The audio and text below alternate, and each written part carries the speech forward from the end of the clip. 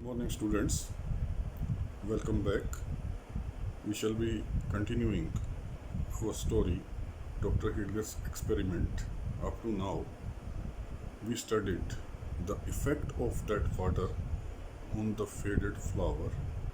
Let us continue what writer writes there. That is certainly a very pretty deception, said the doctor's friends. It was the reaction of doctor's friend that whatsoever happened with the flower, it is a deception. However, for they had witnessed greater miracles at the conjurer's show. The reason behind it was that they have already seen even greater miracles of this type in the shows of magicians. Pray, how was it effected? The request to Dr. Heidegger explain how it happened. Did you never hear the fountain of youth? Asked Dr. Heidegger. Dr. Heidegger asks to the friends, did you never hear about the fountain of youth, which Ponce de Leon, the Spanish adventurer, went in search for 2 or 3 centuries ago? A Spanish adventurer named Ponce de Leon went in search of this fountain 2 or 3 centuries ago. But did Ponce de Leon ever find it? Said the witch wisely. The lady asks, did that person ever find this fountain of youth? No, answered Dr. Heidegger. Dr. Heidegger says no, he could not find it. Because he never sought it in the right place. He never tried to find it in the right direction. The famous fountain of youth, if I am rightly informed, is situated in the southern part of Floridian Peninsula, not far from Lake Mecca. If I am rightly informed, if my information is right, this fountain of youth, the famous fountain of youth, it is situated in the southern part of Floridian Peninsula, on the southern side of this particular area, and it is not far from Lake Mecca. It is near to the Lake Mecca. Its source is overshadowed by several gigantic magnolias. He says that the very place, the very spot from this fountain comes out, it is covered with several huge size trees of Mongolia, which though numberless centuries old. These trees are centuries old, numberless centuries old,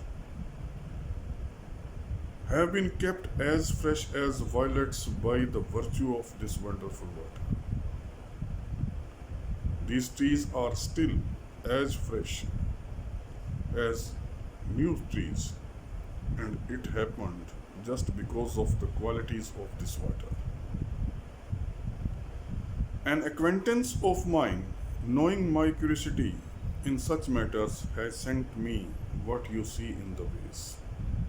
He says that one of my intimated person who knew that I have interest in such matters, he sent me this water, whatever you are witnessing, what you are looking in the pot, in the vase. Aham, said Colonel Killingle, who believed not a word of doctor's story. In a very careless reaction, Dr. Sorry, Colonel Killigrew says, okay, who did not believe on even a single word of Dr. Heidegger. And what may be the effect of this fluid on the human frame? Colonel asks that what is going to be the effect of this water on human body? Whatever you have shown, that was the effect, that was of the reaction on the floor. But what reaction, what effect is going to be on human body? You shall judge for yourself, my dear Colonel, replied Dr. Hitler. Dr. Hitler answered, you can judge by yourself. And all of you, my respected friends, are welcome to so much of this admirable fruit as may restore to you the bloom of youth. You all, my respected friends, you are welcomed here, and this water of the fountain of youth will bring you back to your young age.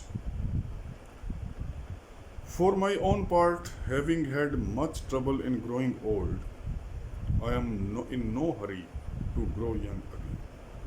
He says that whereas myself is concerned, I have suffered so much in becoming old, and I am not interested to be young once again. With your permission, therefore, I will merely watch the progress of the experiment. I will not intake this water. I just want to observe the effect of this water on your bodies. While he spoke, Dr. Heidegger had been filling the 4 champagne glasses with the water of fountain of youth. While he was speaking, addressing to his friends, he was filling the 4 champagne glasses with this water. It was apparently impregnated with an effervescent gas. It appeared that water was having gas in itself, as the bubbles were coming out on the surface of the water. 4 little bubbles were continually ascending from the depth of the glass. The reason? Because the bubbles were continuously, they were rising up on the surface from the bottom of the glass and bursting in silvery spray on the surface. On the surface, these bubbles were bursting. As the liquor diffused a pleasant perfume, the old people doubted not that it possessed cordial and comfortable properties. There was coming out a sweet fragrance, and the friends of Dr. Heidegger had no doubt that this water is having very interesting, very cordial, very comfortable qualities. And thou utter skeptics as to its rejuvenescent power, they were inclined to swallow it at once. They were completely doubtful, whereas the qualities of this water are concerned, that it can make an old person young once again, but they were interested to drink it at once. But Dr. Heidegger besought them to stay a moment. But Dr. Heidegger, he stopped for a moment. Before you drink, my respectable old friends, said he, it would be well that with the experience of the lifetime to direct you. He says that before you drink this water, it would be better to talk to you, to tell you something on the basis of lifetime experiences.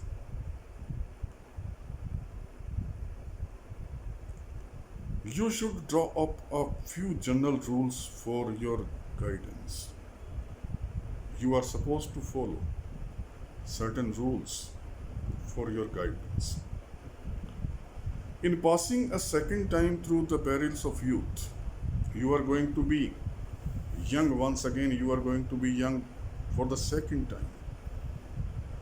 Certain directions, certain rules you should follow.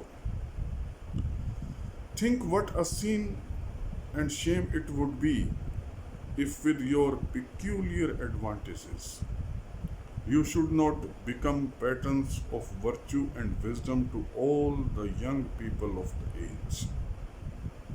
He says that just think how much it would be shameful if you do not behave properly after becoming young. What the people of young age who are young now, what they will think about you. The doctor's four venerable friends made him no answer,